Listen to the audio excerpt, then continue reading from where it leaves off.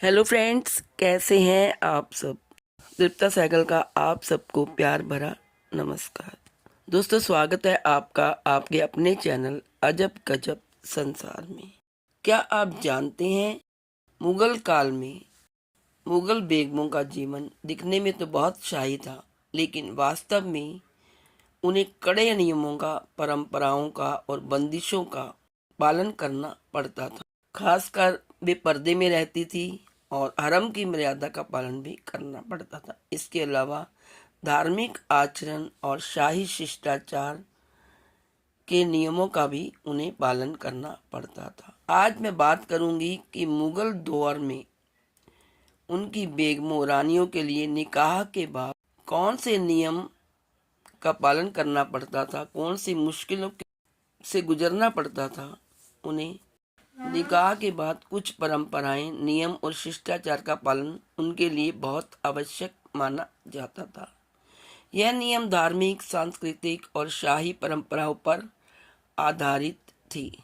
तो दोस्तों, ये वीडियो बहुत ही इंटरेस्टिंग वीडियो है और मैं चाहूँगी कि इस वीडियो को आप अंत तक देखें। वीडियो में आगे बढ़ने से पहले मेरी आपसे एक रिक्वेस्ट है कि यदि आप चैनल पर नए हैं तो चैनल अजब गजब संसार को सब्सक्राइब कर लें और यदि वीडियो अच्छी लगे तो उसे शेयर जरूर करें और एक लाइक भी कर दें। तो आइए चलते हैं अपनी वीडियो और बताते हैं मुगल बेगमों के लिए निकाह के बाद प्रमुख नियम व परंपराएं कौन सी थी जिन्हें कड़ाई से उन्हें पालन करना पड़ता था। जैसे पहली थी पर्दा प्रथा। मुगलों की बेगमों को कड़े पर्दे में रखा जाता था। महल के हरम में उनकी सुरक्षा व गोपनीयता के लिए पुरुषों का प्रवेश वर्जित था। वे बाहर जाते समय घूंघट या पालकी में ही रहती थी। निकाह के अगले दिन बेगम को हरम में लाया जाता था, जहां उसे कई कड़े नियमों के बारे में बताया जाता था। बेगमों को हरम की हर सीमा बताई जाती थी, जिसके तहत उसे फूक फूक कर कदम रखना होता। बेगम को निकाह के अगले दिन बस बादशाह के कमरे में रहने की इजाज़त होती थी। कमरे के अंदर ही सारी चीज़ों का प्रबंध किया जाता था, ताकि बाहर जाने की ज़रूरत ही ना पड़े। हर बेगम का अपना अलग हिस्सा होता था, जिसे महलसर या खास महल कहा जाता था। बाहर के लोग बिना अनुमति प्रवेश नहीं कर सकते थे। सुरक्षा के लिए आमतौर पर ऊपरी तुर्कानी, अफगानी या हबशी महिलाएं तैनात रहती थी। बेगम हरम में केवल बादशाह और उसके परिवार से ही बात कर सकती थी। किसी भी सामान के लिए किन्नरों से संपर्क करना पड़ता था, जो कि उनकी रखवाली में लगा रहता। पति की अनुमति के बिना घर की चीजों का इस्तेमाल करने की भी इजाजत नहीं होती थी। बेगम को किसी भी सामान को छूने से पहले इजाजत लेनी पड़ती थी। बेगम को खुद को सजने संवरने का ध्यान रखना होता था, क्योंकि बादशाह को किसी तरह की लापरवाही बर्दाश्त नहीं होती थी। बेगम को बादशाह के खाने पीने का ध्यान रखना होता था, ताकि बादशाह के सामने पहले दिन ही छवि खराब ना हो। मुगल बादशाह भी बेगम को रात में हरम के हर कोने की जानकारी देते थे। बेगम को बादशाह के साथ ऊंची आवाज में बात करने की इजाजत नहीं होती थी और बादशाह के हर आदेश का पालन करना पड़ता था। बेगमों की शाही तरीके से रहना, बोलना, पहनना और व्यवहार करना होता था। दावतों, त्योहारों और शाही कार्यक्रमों में शालीनता और रॉयल डेकोरम बनाए रखना अनिवार्य था।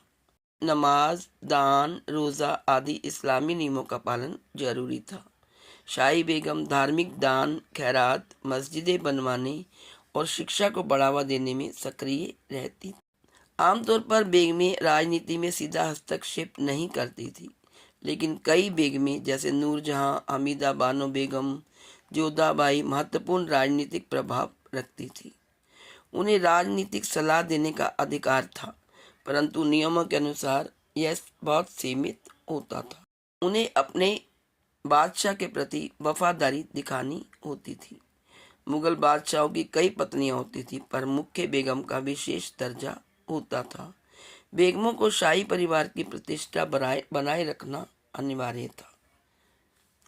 बेगमें अकेले कहीं नहीं जा सकती थी। उनके साथ हमेशा विश्वसनीय दासियां, सहेलियां और सुरक्षाकर्मी होते थे। बेगमों को शाही वस्त्र, रेशम, मलमल, ब्रोकेड पहनने होते थे। गहने शाही खजाने से उपलब्ध होते थे और उनका रख रखाव विशेष नियमों के तहत होता। वरिष्ठ महल की आया, ख्वाजा सरा और शिक्षकों की देखरेख में होती थी। बेगमों को बच्चे के शिक्षा संस्कार पर ध्यान रखना जरूरी था। दोस्तों, मुगल बेगमों का जीवन देखने में तो बहुत शाही था, लेकिन वास्तव में वे कड़े नियमों, परंपराओं और बंदिशों के तहत रहती थी और उनका निकाह के बाद ज़्यादा कड़े नियमों को उन्हें पालन करना पड़ता था। तो दोस्तों, ये थे कुछ कड़े नियम जो कि मुगलों की बेगम को निकाह के बाद मानने पड़ते थे। आज इस वीडियो में इतना ही। यदि वीडियो अच्छी लगे तो please like, share and subscribe. Thank you so